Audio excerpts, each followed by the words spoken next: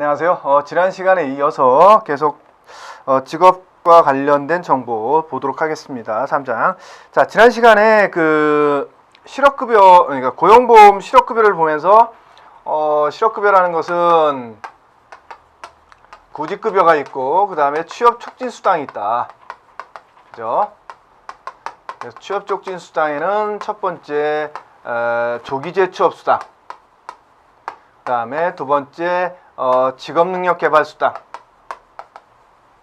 그 다음에 세 번째가 광역구직활동비, 그 다음에 네 번째가 이주비라고 말씀드렸죠. 여기까지 하고 끝냈었는데, 자, 88페이지 남아있는 걸 조금 더 보게 된다면 실업급여 수급 자격이 제한되지 않는 정당한 이직 사유에서 양가로 3번이 나오죠. 이 얘기는 무슨 얘기냐면 좀 말이 좀 어려운데 실업급여를 받을 수 있는 경우는 뭐냐 이거죠. 수급 자격이 제한된다라는 것은 실업급여를 받을 수 없는 경우라는 거예요. 수급 자격의 제한이라는 것은 수급자가 누구라 그랬어요? 실업급여를 받을 수 있는 사람이 수급자예요. 근데 그 자격이 제한됐다라는 거예요. 받을 수 없다라는 거죠. 그렇다면 실업급여를 받을 수 있는 경우는 어떤 경우느냐 이런 얘기죠. 그래서 실업급여를 그럼 받을 수 없는 경우가 사실은 두 가지니까 그것만 볼게요. 받을 수 없는 경우가 있어요. 두 가지인데 첫 번째는 자원퇴사예요. 두 번째는 중대 귀책사유에 의한 퇴사. 자원퇴사라는 건 뭐예요? 본인이 알아서 나왔다라는 거예요. 회사에서 너 나가, 너 해고야 이런 거 없었는데 본인이 그냥 나 다른 회사 갈래요. 나 여기 힘들어서 못하겠어요. 뭐 이런 식으로 자기가 그냥 원해서 나온 거예요. 그게 자원퇴사야. 그 경우와 중대규책사유, 회사에 엄청난 손해를 끼쳤거나 너무나 큰 잘못을 저질렀어. 이게 규책사유잖아요. 중대규책사유. 근로자가 잘못한 거야. 사용자가 내보내려고 든 게 아니라 근로자 입장에서 하지 말아야 될 행동을 한 거야. 그래서 나오게 된 경우죠. 이 두 가지 경우에는 실업급여라는 걸 아예 안 주겠다라는 거예요. 아시겠죠? 이것 외에는 웬만하면 다 줍니다. 웬만하면. 그래서 우리 교재 88페이지에서 89페이지까지 나오는 내용들이 대부분 다 받을 수 있는 경우에 대한 내용들이에요. 그냥 한번 여러분들이 참고 삼아서 읽어보시기를 당부드립니다. 자, 다음에 89페이지 제2절 직업훈련 정보의 이해라는 걸 보도록 하겠습니다. 그래서 직업훈련 여러분들이 이제 회사를 다니거나 혹은 취업하기 전에 기능이나 혹은 자격증 혹은 뭐 어떠한 능력을 습득하기 위해서 교육을 받는 거 이런 것들이 직업훈련에 해당할 수 있겠죠. 직업훈련은 넓은 의미에서 필요한 직무 수행 능력을 습득 향상시키기 위하여 실시하는 훈련이다 라는 얘기가 있죠. 그래서 직업훈련은 넓은 의미에서 직무 수행 능력이래요. 직무 수행 능력을 배양하기 위해서 키우기 위해서 실시하는 훈련이라는 거죠. 습득 향상. 그죠? 습득 향상. 모르는 건 알게 해주는 거고 아는 건 더 잘할 수 있게 하는 게 향상인 거죠. 그죠?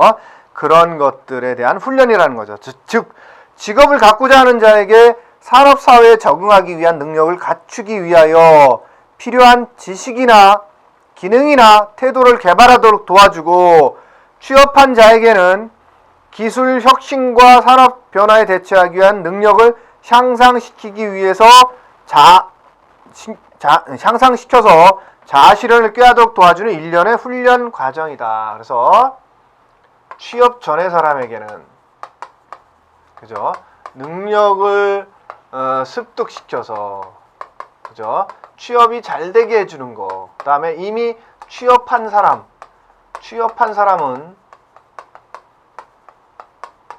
좀 더 향상을 시켜준다는 거죠. 향상. 좀 더 잘할 수 있도록 그보다 조금 나은 기술들을 배우는 거죠. 그게 직업훈련이라는 거죠. 자, 우리 교재 90페이지로 넘어가겠습니다. 직업훈련 제도의 연역, 이것은 그냥 참고적으로 보시고요. 그 하단에 나오는 양가로 직업능력개발 정책의 3대 방향을 보도록 하겠습니다. 직업능력개발 훈련의 3대 방향.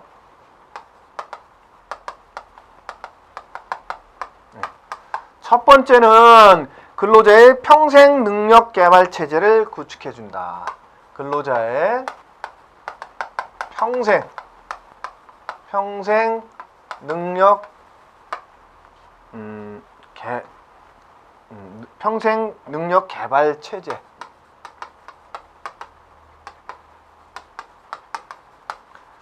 쉽게 얘기해서 예전에는 학교 졸업한 뭐 여러분들 혹시 아버님 세대나 삼촌 세대에서는 학교를 졸업하면 그 학교 졸업한 거 갖고 평생 직장 생활을 했다라는 거죠. 지금은 그렇게 할 수가 없어요. 그래서 대학을 나왔던 뭐 대학원을 나왔던 이제는 그 지식만 갖고 평생 직장 생활할 수 없다라는 거죠. 중간중간에 계속 자기 개발을 해야 돼요. 그래서 평생 교육이라는 개념이 나오는 거죠. 그래서 평생 동안 능력을 개발시켜 줄 수 있는 체제를 구축하는데 그 첫 번째 방향이 있다라는 거죠. 두 번째는 민간 자율성 확대하고 직업훈련의 질적인 제고다. 민간 자율성을 확대해주고 질적인 부분을 제고해준다. 질적 훈련 제고.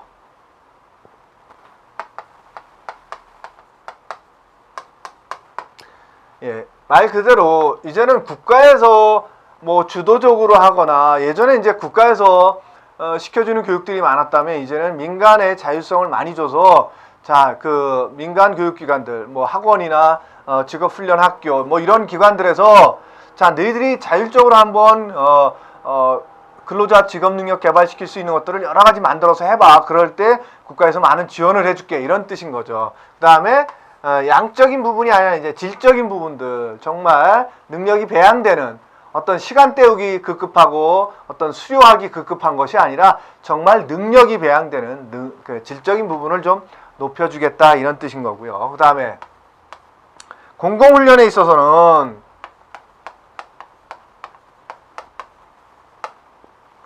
효율성 제고와 내실화를 끼워야겠다.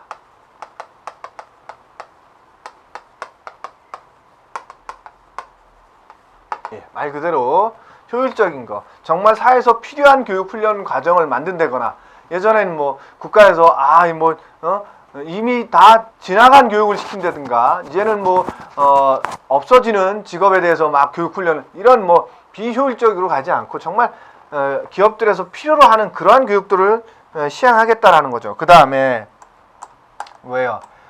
내실화를 끼워야겠다. 내실화. 예.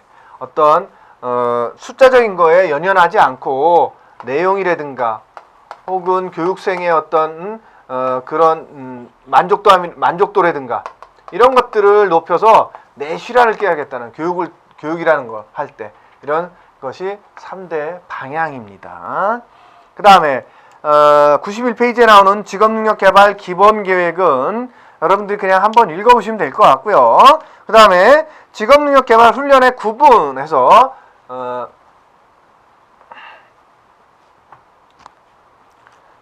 직업능력개발 훈련의 구분.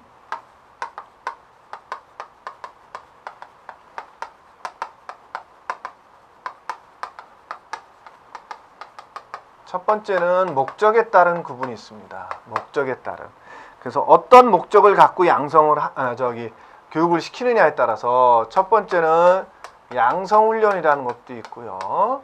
두 번째는 향상훈련이라는 것도 있고요. 세 번째는 전직훈련이라는 것도 있을 수 있다라는 거죠. 그러다 보니까 말 그대로 양성은 아무것도 모르는 사람들을 알려줘서 그런 기능을 습득시키는 것을 양성이라고 표현한다는 거죠. 그래서 근로자에게 직업에 필요한 기초적 직무 수행 능력을 습득시키기 위해서 실시하는 훈련이 양성훈련이라는 거예요. 그래서 기초적 직무 수행 능력을 습득시켜주는 거죠.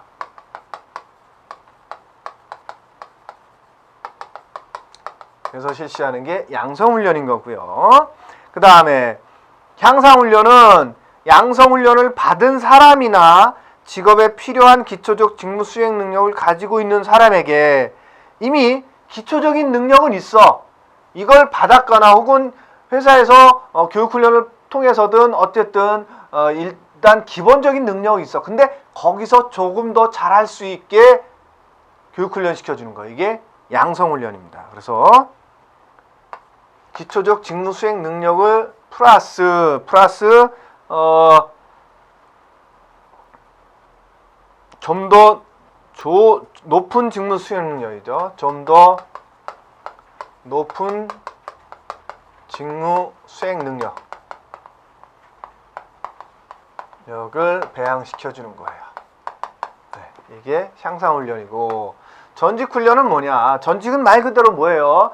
회사를 떠나거나 떠난 사람들인 거죠. 그래서 떠나기 전이거나 쯤에 있는 사람들에 대해서 교육훈련을 시키는 거예요. 그래서 우리 92페이지 맨 위에 보면 근로자에게 종전의 직업과 유사하거나 새로운 직업에 필요한 직무 수행 능력을 습득시키기 위해서 실시하는 훈련이라는 거죠. 그래서 종전 업무 혹은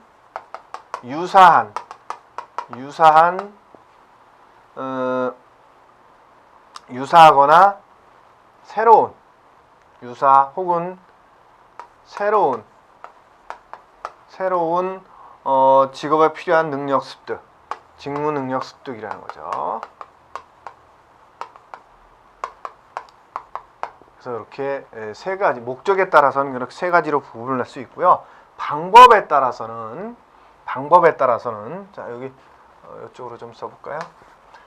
두 번째는 방법에 따라서는, 첫 번째는 집체 교육이라는 게 있고, 두 번째는 현장 교육이라는 게 있고, 세 번째는 통신 교육 혹은 원격 교육이라는 부분이 있고요. 그다음에 네 번째는 혼합 교육이라는 게 있다. 예. 여러분들 예전에 학교에서 모여서 혹은 학원에서 모여서 교육받는다. 그게 집체 교육이에요. 예, 집합해서 교육받는 것을 집체 교육이라고 표현하는 거고요. 그 다음에 현장 훈련은 말 그대로 현장 교육은 교실에서만 할 수 없는 것들이 있잖아요. 그죠? 기능과 관련된 부분들은 현장에 가서 실습해야 되잖아요. 그죠? 그렇게 현장에 가서 교육하는 걸 현장 교육이라고 표현하는 거예요. 현장 훈련. 그 다음에 원격 훈련은 말 그대로 여러분들 저한테 지금 교육 듣는 건 뭐예요? 예, 동영상 강의 들으시는 거잖아요. 이거는 저거 어디에서 떨어져 있든 들을 수 있는 거잖아요. 원격이잖아요. 원격. 그죠? 그래서 이런 것들을 보통 통신교육 혹은 원격 교육이라고 표현해요. 그러니까 내가 직접 학원에 가서 들을 수 없는 경우, 뭐 예를 들어서 도서 벽지에 계시거나 뭐 정말 외딴 섬에 있거나 이럴 수도 있는 거잖아요. 어쨌든 근데 통신은 되면 통신으로 받는 거죠. 이런 것들이 통신 교육이라고 할 수 있는 거예요. 원격 훈련이죠. 원격 훈련. 그 다음에 혼합 훈련은 1, 2, 3 중에서 최소한 두 가지 이상을 섞어서 하는 거예요. 혼합해서 하는 교육이에요.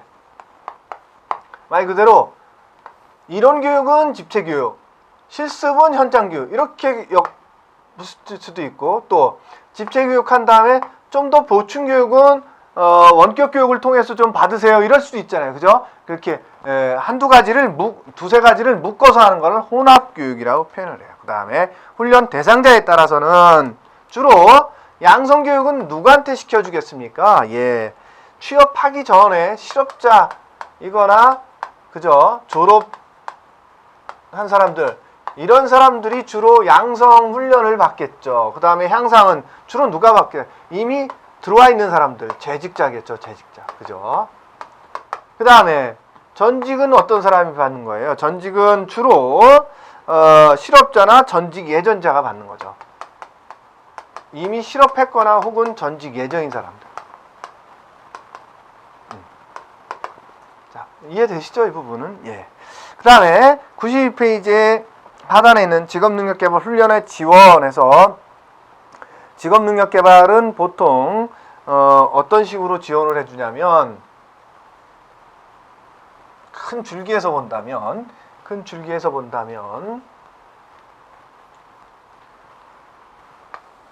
첫 번째는 근로자한테 지원해 주는 경우도 있고요. 이게 재직자에만 한정한다면 재직자. 그 다음에 실업자에 대해서도 지원해 주죠. 그죠? 그 다음에 회사에 대해서도 지원해 줍니다.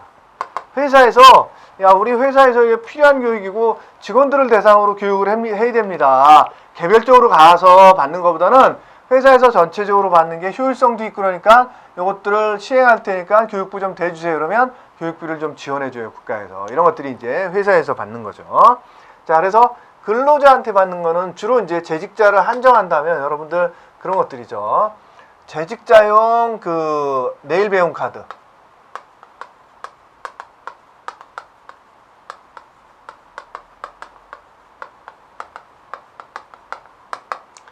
그 다음에 근로자 수강 지원금도 있죠. 이건 주로 비정규직이거나 이런 분들 혹은 중소기업에 다니시는 분이거나 혹은 예전에는 50세 이상이었는데 지금 이제 45세 이상으로 올라갔어요. 45세 이상 근로자 이런 분들이 받는 거고요. 이 경우는 그냥 일반적인 회사에 정규직이면서 뭐 낮에는 근로하고 저녁에 뭐 학원 다니는 경우 이럴 때 이제 요런 형태로 이제 본인이 먼저 훈련비를 내고 그거 수령한 거를 갖다 주면 그 일부를 돌려주는 거죠. 그게 이제 근로자 수강 지원금인 거죠. 이거는 아예 카드를 만들어 주기 때문에 카드로 면접 결제할 수 있기 때문에 본인 그 비용이 훨씬 더 좀 들어가는 게 좀 부담이 적은 거죠. 그죠? 물론 이거나 개인 부담이 있어요. 20%에서 뭐 50%까지 자비 부담이 있는데 어쨌든 이거는 본인이 100% 다 내고 나서 나중에 돌려받는 거고요. 이거는 처음부터 이 카드로 결제하기 때문에 뭐 예를 들어서 80% 카드 결제하고 본인 20%만 내면 되니까 훨씬 더 부담이 적은 거죠. 예, 그런 식의 방법들이 있고요. 그 다음에 실업자도 마찬가지입니다. 실업자도 실업자용 내일 배움 카드가 있고요. 또 어떤 경우가 있냐면 국가 어떤 게 있냐면 기간 전략 산업 직종. 국가 기간 전략 산업 직종.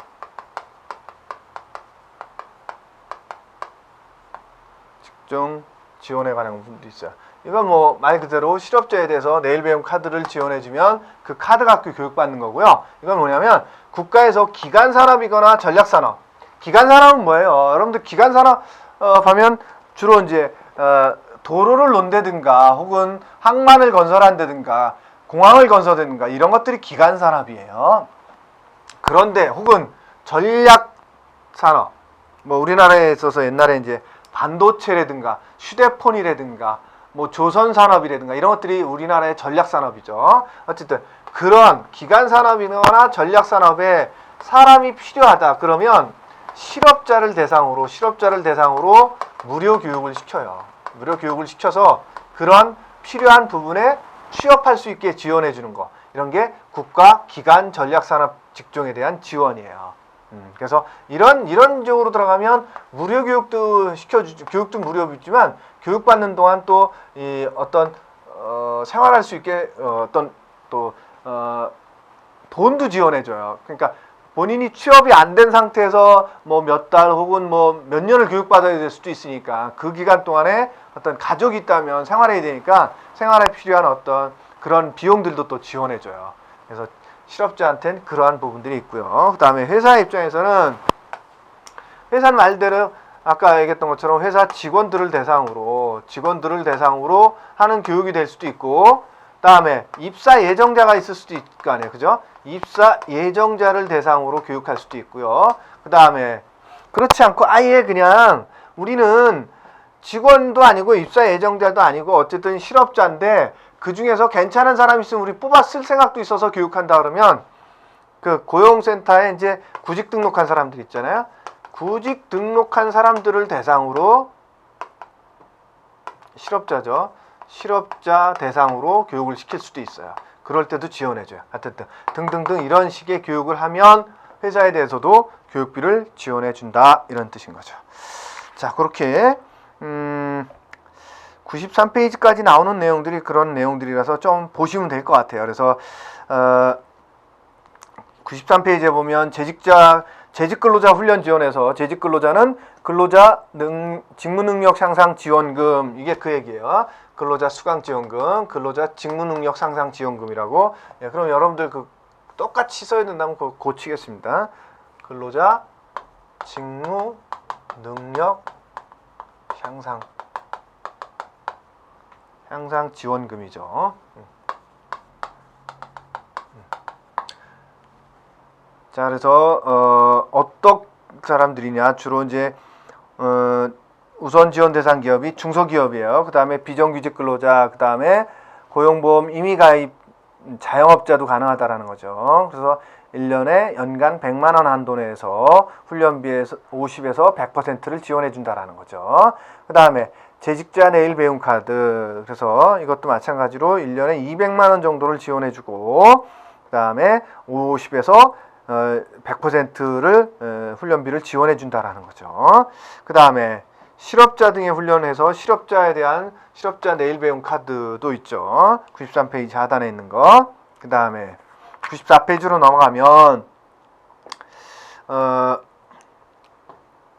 요 부분들이 계속 나오고, 그 다음에 이제 훈련 분야별 계좌 적합 훈련 과정, 훈련비 자비 부담률, 요 박스 하나, 요거 하나 설명드리고 갈게요.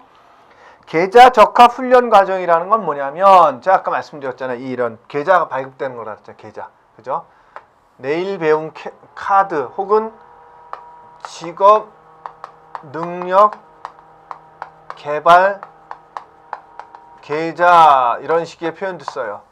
그래서 이런 과정 혹은 내일 배움 카드 똑같은 얘기예요. 이런 과정을 노동부에서 각 학원들에서 여러 개 만들었다. 그러면 자, 이거는 이 과정으로서 괜찮네. 이거 적합, 이거 적합, 이건 아니야. 이거 적합. 이런 식으로 그렇게 적합 과정에 대해서 승인한 거에 대해서 근로자나 실업자가 가서 여기 가서 들을 거 아닙니까? 그죠? 수강생으로서. 그럴 때 그 적합 훈련 과정에 대해서 어느 과정은 자비 부담률이 어떻다, 어느 과정은 자비 부담률이 어떻다, 이럴 때 주로 사람들이 많이 몰리거나 혹은 굉장히 그런 직종에서 사람들을 많이 필요로 해서 많은 사람들이 그쪽으로 진입하거나 이러면 자비 부담률이 올라가요.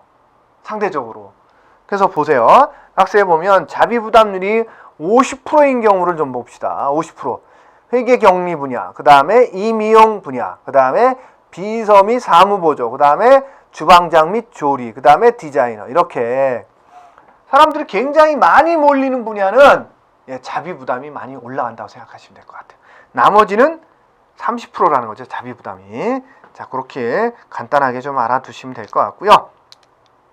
그 다음에 오른쪽에 박스에 있는 것처럼 95페이지에 박스에 있는 것처럼 계좌 적합 훈련 과정, 그러니까 계좌제로서 인정받기 위해서는 훈련 과정이 어떠한 요건을 갖추고 있어야 되느냐 이거죠. 그래서 훈련 기간은 10일 이상이어야 되고요. 훈련 시간은 40시간 이상이어야 돼요. 이건 좀 반드시 기억해 두십시오. 그 다음에 취업 또는 창업을 위한 직무 수행 능력 습득 향상을 위한 훈련 과정이어야 돼요. 요거 메모를 좀 해야 될 것 같네요. 네, 필기를 하는 게 맞을 것 같아요. 계좌 적합 훈련 과정의 요건이라는 거죠. 첫 번째는 시간과 기간이 10일 이상이어야 되고, 그 다음에 총 교육 시간이 40시간 이상이어야 된다는 거죠. 두 번째는 교육 내용이 취업과 관련돼야 돼요. 취업 혹은 직업 능력을 개발시키는 거야 돼요. 예를 들어서 취미이거나 혹은 뭐랄까요, 취미 혹은 스포츠 혹은 여가, 이런 것들을 위한 과정은 이걸로 인정이 안 된다라는 거예요. 이해되시죠? 예, 노는데 뭐 국가에서 그 돈을 주겠냐 이거죠. 노는데 배우는 거를. 그렇지 않고 일할 때 필요한 능력을 키우고자 할 때만 지원해 주겠다라는 거. 이해되시죠? 예. 직업이죠. 직업이나 뭐 사업을 하든 어쨌든. 그래서 취업 또는 창업을 위한 목적일 때, 취업 또는 창업, 예, 말 그대로 취업이나 창업을 위한 직무 능력 향상을 위해죠. 예. 직무 능력을 높이고자 할 때 그때만 과정을 준다라는 거예요. 그래서 계좌적합 훈련 과정의 불인정 사례는 뭐냐? 세미나, 심포지움 등 단순히 정보 교류나 시사 및 일반 상식 등 교양의 습득을 주된 목적으로 하는 과정이라든가 취미 활동, 오락, 스포츠를 목적으로 하는 과정이라든가 이미 학교에서 배우는 과정이 있죠. 고등교육법에 따라 전문대학이나 그런 데서 개설되어 있는 정규교육과정 혹은 훈련 수료 후 창업이나 취업 시 의료법 등 관련법 위반의 우려가 있는 과정이죠. 그래서 의사 과정이라든 거 이런 건 만들 수가 없어요. 예. 그 다음에 외국어 훈련을 주된 목적으로 하는 과정. 단 재직자를 대상으로 집체 훈련으로 운영되는 훈련 과정은 인대한대. 왜냐하면 이미 회사에 취업한 사람들은 정말 영어가 업무적으로 필요해서 배울 수도 있잖아요. 그죠? 예. 그래서 이제 그런 경우에는 인정해 주겠다는. 그 밖에 변호사, 변리사, 공인중개사, 공인노무사 같이 자격시험이나 공무원 시험을 위해서 개설된 과정도 인정해 주지 않겠다라는 얘기입니다. 여기 나오는 것들은 계좌제 갖고는 인정 안 해주겠다라는 얘기예요. 그렇죠? 그 다음에 국가기관 전략 산업직종. 아까 말씀드렸죠.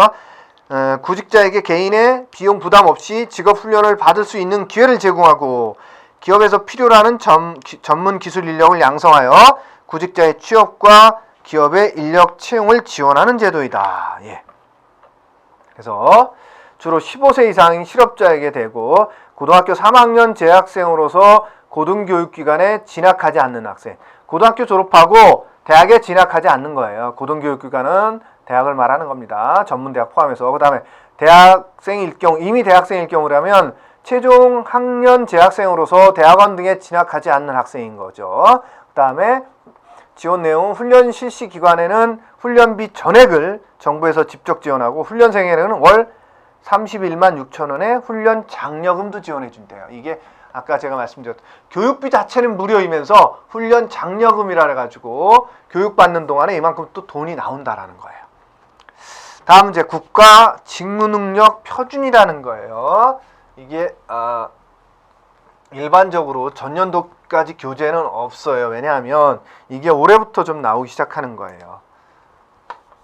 국가 직무 능력 표준. 그래서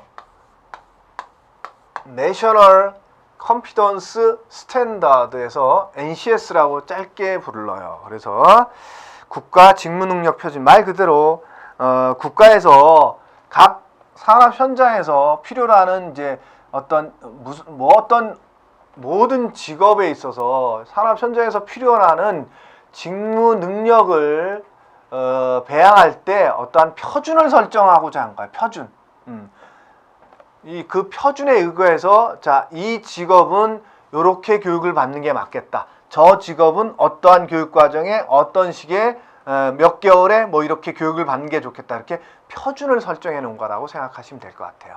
여러분들 예전에 이제 KS라는 마크 있었죠. KS. 그죠? 코리아 스탠다드 하듯이 어떠한 제품에 대해서는 그러한 규격에 맞게 만들라는 거죠. 그죠? 여러분들 쉽게 얘기해서 휴대폰 각 회사마다 다 다르지만 충전선이나 충전기는 다 규격에 맞게 이제 표준화되어 있죠. 그런 식인 거예요. 어느 회사에서 만들듯이 그렇게 표준의 규격에 맞춰라. 이게 이제 표준을 세우는 거예요. 그렇듯이 직무 능력에 있어서도 표준이라는 걸 설정하겠다라는 거예요. 그래서 첫 번째 NCS 개념은 자, NCS는 산업 현장에서 직무를 수행하기 위해 요구되는 지식, 기술, 소양 등의 내용을 국가가 산업 부문별 수준별로 체계화한 것으로 산업 현장의 직무를 성공적으로 수행하기 위해 필요한 능력을, 그 능력은 어떤 능력이어야 되는 거냐? 지식과 기술과 태도가 들어가야 된다는 거죠. 그래서 산업 현장에서 직무를 성공적으로 수행하기 위해서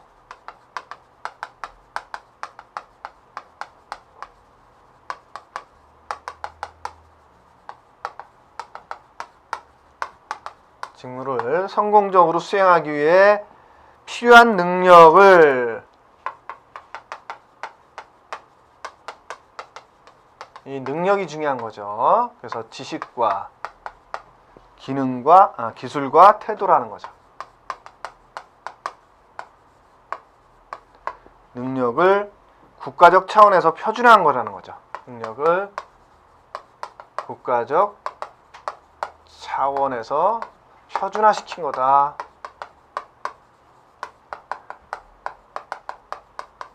이게 NCS라는 겁니다. 그래서 여기서 여러분들 요거 하나 기억해 두세요. 지식과 기술과 태도를 능력이라고 필요한 능력인데, 이 여러분들 지식도 필요하지만 또 그 지식을 활용할 수 있는 기술이 필요하겠죠. 그 다음에 회사에선 또 태도라는 게 또 중요하잖아요. 그죠?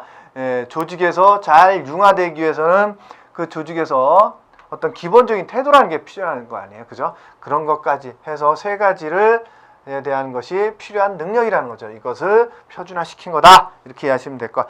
다음에 NCS 특성은 한 사람의 근로자가 해당 직업 내에서 소관 업무를 성공적으로 수행하기 위해서 요구되는 실제적인 수행 능력을 의미한다는 거. 이론적인 게 아니라 정말 실제적인 능력, 실무 능력. 그 다음에 해당 직무를 수행하기 위해서 모든 종류의 수행 능력을 포괄해서 표시한다. 그래서 작업 능력이든 작업 관리 능력이든 돌발 상황에 대처하는 능력이든 미래 지향적인 능력이든, 그 다음에 모듈 형태로 구성되어 있다라는 거죠. 모듈 형태. 그래서 예를 들어서 뭐 격리사무원이다. 그럼 회계도 할 수 있어야 되고 장부도 작성해야 되고 뭐 대차대조표도 뭐 등등등 이런 여러 가지 능력이 있다면, 자 여기서는 여기서 요렇게 해서 자 이번에는 요것만 교육할게, 이렇게 딱딱딱 떼가지고 가져갈 수 있게, 이런 것들을 보통 모듈식이라고 표현을 해. 모듈. 그다음에 한 직업 내에서 근로자가 수행하는 개별 영역은 직무 능력을 능력 단위화해서 개발했고, 국가 직무 능력 표준은 여러 개의 능력 단위의 집합으로 구성되어 있다. 그다음에 산업계 단체가 주도적으로 참여해서 개발했다라는 거죠. 그래서 이것도 정리를 좀 해보면, 여러분들이 교재에 나와 있는 것만 읽어보시라면 또 정리가 좀 어려우시죠. 그래서 NCS의 특징, 첫 번째는 뭐다? 첫 번째는 실제적인 능력을 키우는 거다. 두 번째는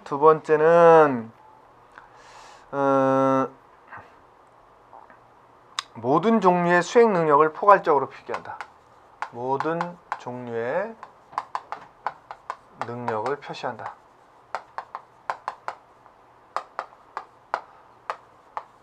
세 번째는 모듈 형태로 되어 있다.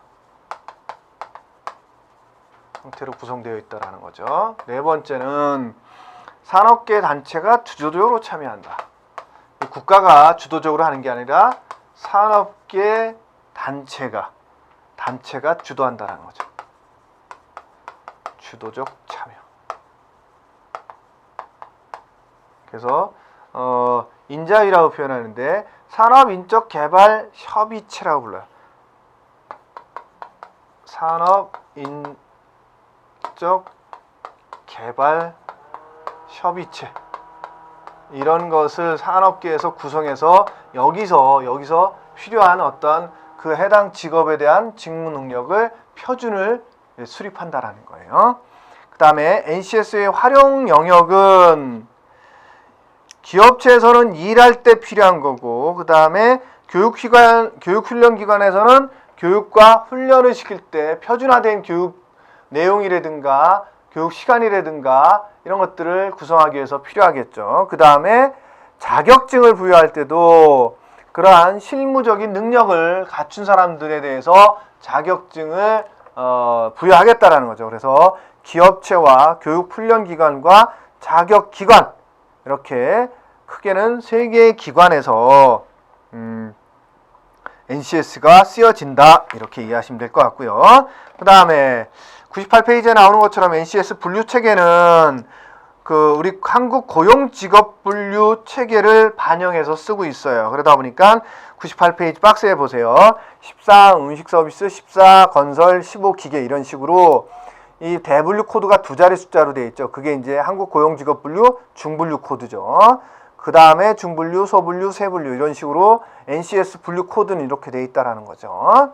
그 다음에 기본 구성은 오른쪽에 나와 있는 것처럼 세분류 밑에, 예를 들어서 98페이지에 있는 것처럼 세분류 타일 시공이다 그러면 타일 시공 밑에 능력 단위를 주어야 되고, 능력 단위 밑에는 능력 단위 요소, 어떤 것들을 그럼 요소로 가지고 갈 거냐. 그래서 수행 준거. 그러면 예를 들어 타일 시공이다 그러면 타일을 붙일 수 있다. 타일을 떼어내고 새로 할 수 있다. 이런 식의 이것이 수행 준거예요. 수행 준거라는 것은 그 직업에서 실제적으로 할 수 있는 것을 표시하는 거예요. 그게 수행 준거예요. 그 다음에 지식과 기술과 태도가 능력 단위 요소에 포함되어야 된다는 거죠. 그 다음에 능력 단위에는 능력 단위 요소도 있고 적용 범위라든가 작업 상황에 대한 것들도 기술하고, 그 다음에 이것을 어떻게 평가할 거에 대한 평가 지침도 있고, 직업 기초 능력이라는 부분도 능력 단위에는 포함된다라는 거죠. 이렇게 구성되어 있다라는 거 이해하시면 될 것 같습니다.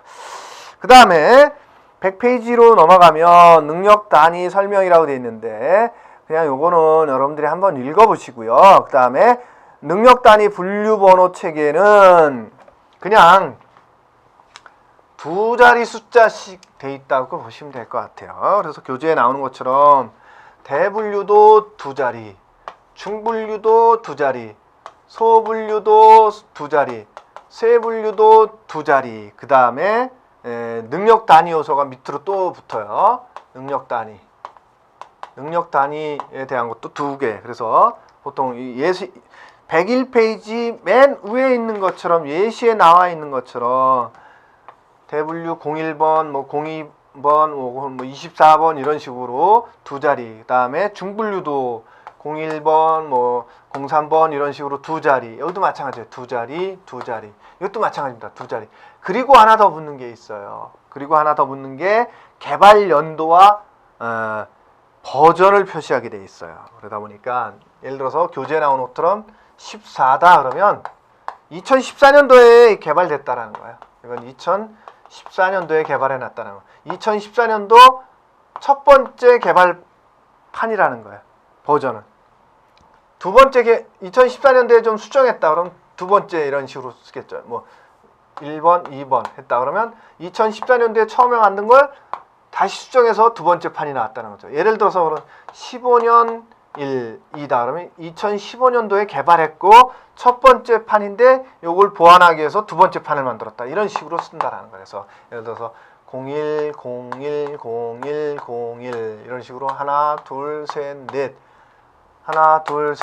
세 분류까지 나왔죠. 그 다음에 능력 단위 코드를 또 01 하나 잡고, 그 다음에 이제 여기서 14 다음에 버전 01 이런 식으로 나왔다면 2014년도에 나온 거예요. 이건 그 대신 이 코드가 이렇게 하나, 둘, 셋, 넷, 다섯, 10개잖아요. 10개에다가 그 밑에 또 두 개가 더 붙어 있다는 거죠. 이게 대, 중, 소, 세 능력 단위. 이런 식으로 분류 코드는 저렇게 구성되어 있다. 이렇게 이해하시면 될 것 같습니다. 예, 이 시간에는 여기까지 하고 다음 시간에 워크넷 들어가도록 하겠습니다. 예, 수고하셨습니다.